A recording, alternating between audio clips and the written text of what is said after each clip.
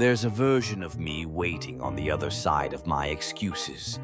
A stronger, disciplined me.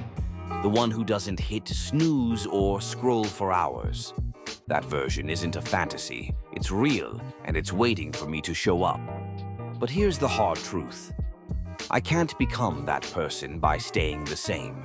Growth demands sacrifice and pain. It's going to be tough, and I'll want to quit. But I didn't come this far to stay average. Every time I choose discipline over distraction, I move closer to my future. This isn't about motivation. It's about identity. Who do I want to be when no one's watching? That version of me is being built in the dark. I want success. I need to lose my comfort. I want peace.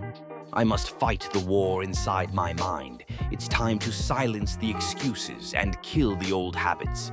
The future isn't waiting forever. I need to show up now,